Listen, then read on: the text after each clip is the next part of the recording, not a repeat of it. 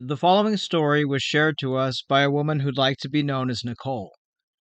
Keep in mind that romance scammers often pretend to be famous singers or actors and actresses. They follow the real pages of celebrities and seek out fans. They then make fake profiles and message these fans. In reality, real singers and other famous people are not going to message you in private with a secret account. They don't need your money, bank info, or gift cards. And while the fantasy of your favorite singer sending you a private message might sound exciting, the truth is you will very likely be chatting to a scammer, and especially if they ask you for money or gift cards.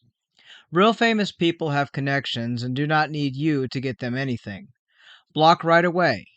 If a famous celebrity or so called actor, someone that you follow on social media, sends you a private message asking you to chat with them on a secret account, keep in mind it'll always be a romance scammer. This is her story. Last August, I was on IG and I follow a lot of celebrities. One of the ones I follow is a singer named Jelly Roll. I've been a fan of his for a couple of years now, and I always comment on his pictures and posts on IG.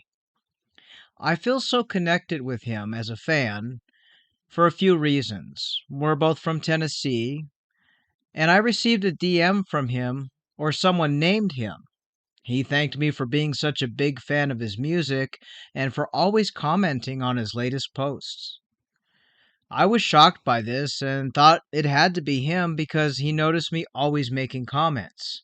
I went on there almost every day and commented on his new uploads. He said he had noticed me always commenting and he wanted to get to know me and let me know that he appreciated me as a fan. He said he checked my profile and loved all of my photos and posts. He told me he normally doesn't reach out to his fans, but he'd been watching me for a while and he was breaking protocol by contacting me. He said he created a secondary profile to message me so his manager and his wife Bunny XO didn't see him messaging me. He told me his manager looks at all his DMs and his wife is very jealous and reads his messages on his verified profile, so he created this secret profile just to talk to me. I told him how big of a fan I am, and that my brother went through some similar problems he had in his past, and I really love his music, and that my family can relate to his music and his life story.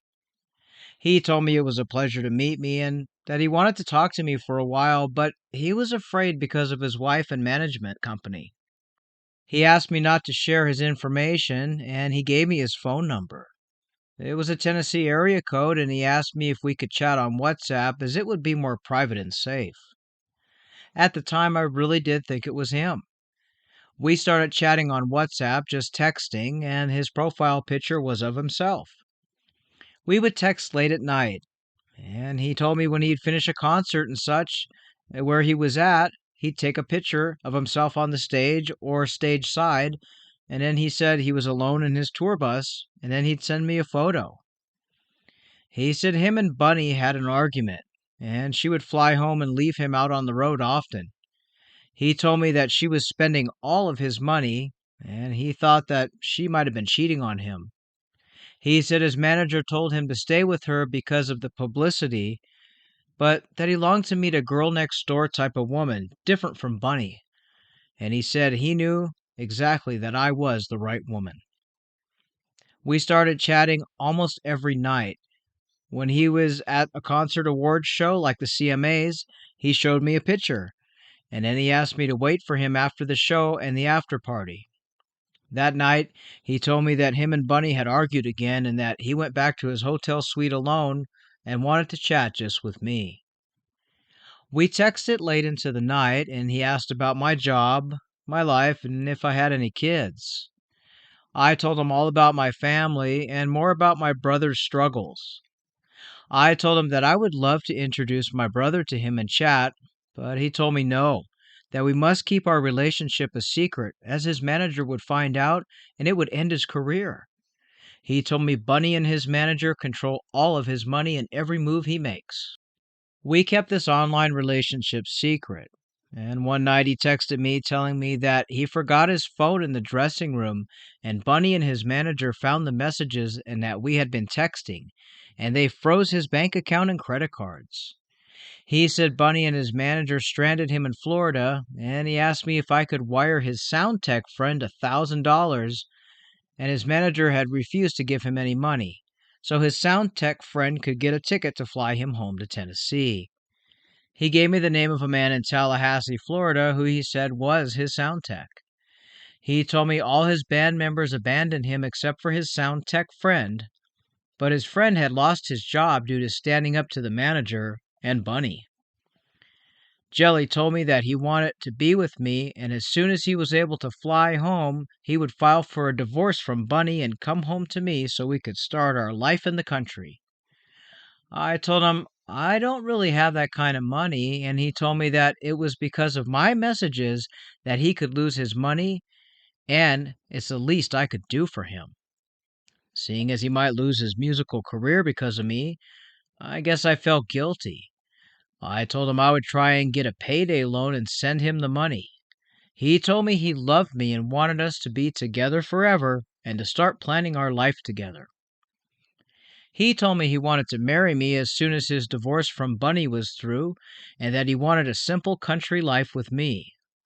I tried several times to call and video chat, but he told me due to his contract he was unable to video chat or call because he was afraid his manager was listening to his voice in video calls and it was only safe to text. I ended up sending the money to his sound tech guy, and he told me he would be flying home soon. I didn't hear from him for like 2 or 3 days, and when I finally did, he told me that Bunny had taken all the money out of his bank and his manager canceled his tour dates, that he was left with absolutely nothing but me. He even asked me if I'd still love him if he was a poor man. I told him of course, and we can be together. After I'd sent that $1,000, though, I struggled with the payday loan payments. The payment and interest charges were extremely high, and I ended up having to take a part-time second job to make the payment and start paying down the loan. I kept chatting to him and thought that we were going to be together. He told me he was going to file for divorce, but that he couldn't yet because Bunny had taken all of his money and his manager cut off all of his royalty checks. He asked me if I could buy him a $500 Apple Card because his phone was going to be shut off due to his account being closed by Bunny. I told him that it would be hard for me, but I'll try because I really by this time was in love with him. I deferred a loan payment and took my second job's second paycheck to get him the $500 Apple Card. He thanked me and told me he couldn't wait to marry me. I was in deep by this time, and when I asked him when we could meet, he told me it would take time as he's filing for divorce. He said it should be in the news media any day now and to prepare myself for the paparazzi to hound me because Bunny and his manager leaked our chats to the media to shame him. I wasn't sure what to do. I didn't know if the paparazzi were coming to my work or home or what would go on. He told me that he needed $3,000 to pay for a bodyguard and protection, as fans of him and his soon to be ex wife were angry at him. He asked me if I could wire $3,000 via bank transfer to a security guard he knew who lived in New York and was coming to Tennessee to guard him. Well, I didn't have that kind of money, and I told him there's no way I can pay that. He told me that it was my fault that he was going through this. And I told him I understood and I loved him, but I simply don't have that type of money. He ended up stopping his conversation with me.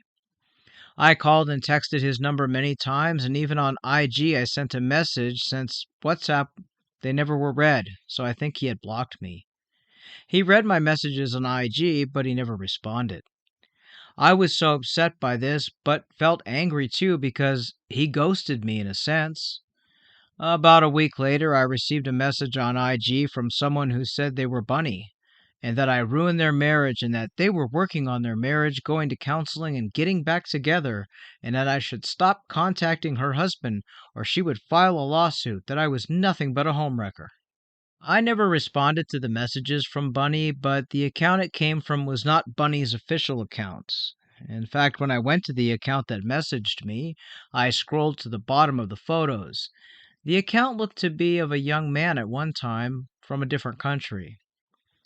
I didn't know what to do anymore, but I started to look online about celebrity scams, and I had come to realize that I was scammed by someone pretending to be the singer and his wife.